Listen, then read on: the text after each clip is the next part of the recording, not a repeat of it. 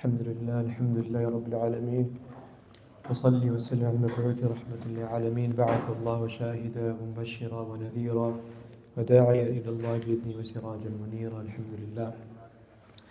So we started this book الداء والدواء by Ibn al-Qayyim. It's been a few months now, but we did one page. So we'll continue with this book inshallah. So far we've covered two ahadith that Ibn al-Qayyim mentions, and we'll cover the next two in this khatir inshallah. So Ibn al-Qayyim, he brings a hadith from the Muslim Imam Ahmad. And the Muslim Imam Ahmad is interesting because it's 30,000 ahadith long. This collection of ahadith is 30,000 ahadith. So Ibn al-Qayyim, he brings a hadith from this collection. And the hadith is from the Prophet ﷺ where he says, إِنَّ اللَّهَ لَمْ يُنزِلْ دَاءً إِلَّا أَنزَلَ لَهُ شِفَاءً. He says that indeed Allah does not cause an ailment to come down, except that He also brings down a treatment or a cure for it. عَلِمَهُ مَنْ عَلِمَهُ وَجَهِلَهُ مَنْ جَهِلَهُ. And whoever knows that treatment, then he knows it, and whoever does not know it, does not know it. So that's the first hadith. The second hadith, he says, إِنَّ اللَّهَ لَمْ يَضَعْ دَاءً إِلَّا وَضَعَ لَهُ شِفَاءً أَوْ دَوَاءً إِلَّا دَاءً وَاحِدًا. He says that indeed Allah does not place down an ailment, except that He also places down for it a cure. Except for one ailment. And so the Sahaba, they ask the Prophet ﷺ, they say, قَالُوا يَا رَسُولَ اللَّهِ مَا هُوَ? What is that one ailment that has no cure? And so he says, al-haram. He says old age. Old age. So I'll mention a few points. Number one, the Prophet ﷺ, he says al-haram, old age. And he compares it or likens it to a disease. He likens old age to a disease. And so what's the connection between an old age and a disease? Well, the scholars, they say that just like how a disease can cause your eventual death, so does old age eventually cause your death. So that's the first point. The second thing is that when you read both of these narrations, at first glance, there seems to be an apparent contradiction. There seems to be an apparent contradiction. The first narration says that every ailment has a cure. And the second one says, old age does not have a cure, but all other ailments do. So there's an apparent contradiction. And so, first of all, we call these things apparent contradictions, because in the Sharia of Allah, in the Deen of Allah, there are no contradictions. But given our limited faculty, our limited intellect, these things may seem to be apparently contradictory. But in fact, there is no contradiction. And so scholars, in order to rectify and reconcile between apparently contradictory texts, they have a whole genre. They have a whole genre called at-ta'arud fi nusus, or reconciling, or at-ta'arud when there's apparent contradictions in nusus, in texts. There's a whole genre of this research.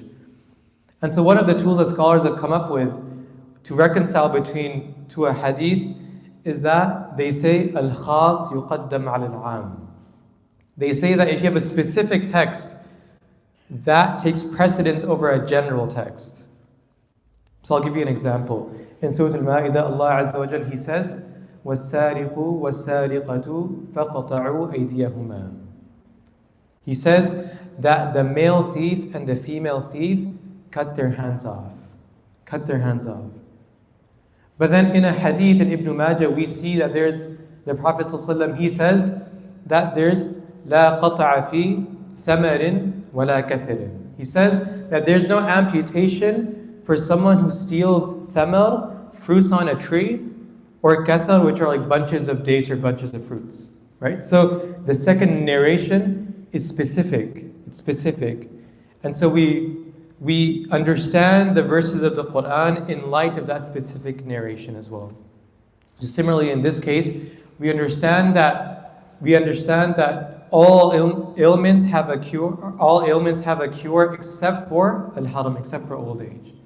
So that's the first point.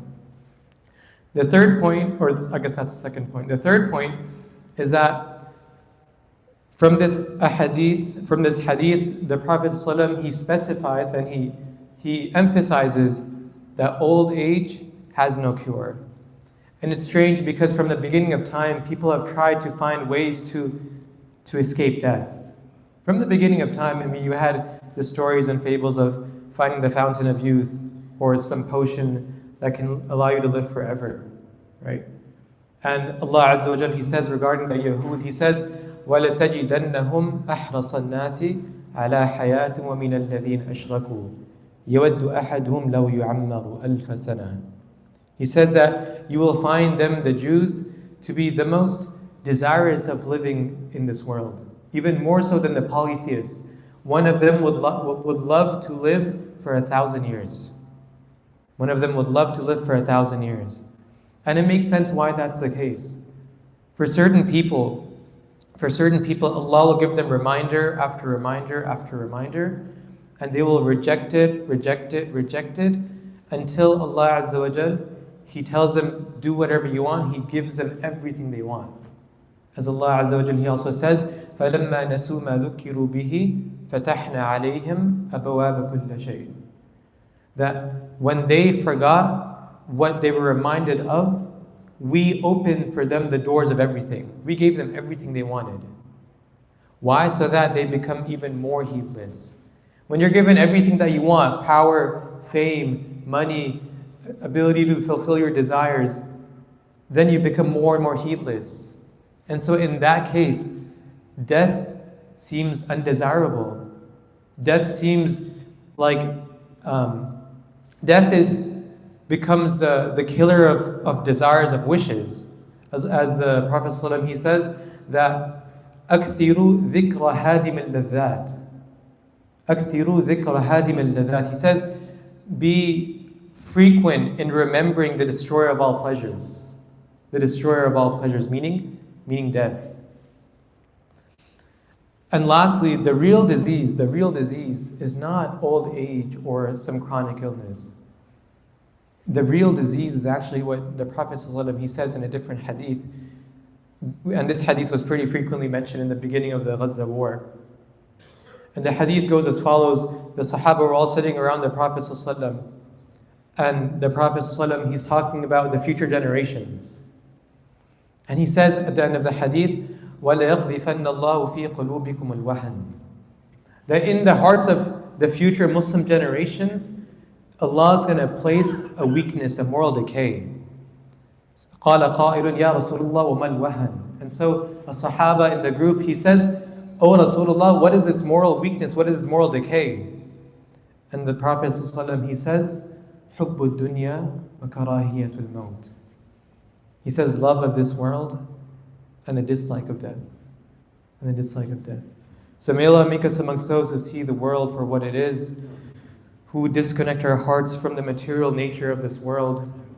And may Allah make us amongst those who prepare ourselves for death. Ameen, ameen, ya Rabbil Alameen. Subhanakallahumma wa bihamdik, nashhadu an la ilaha illa ant, nastaghfiruka wa natubu ilayk.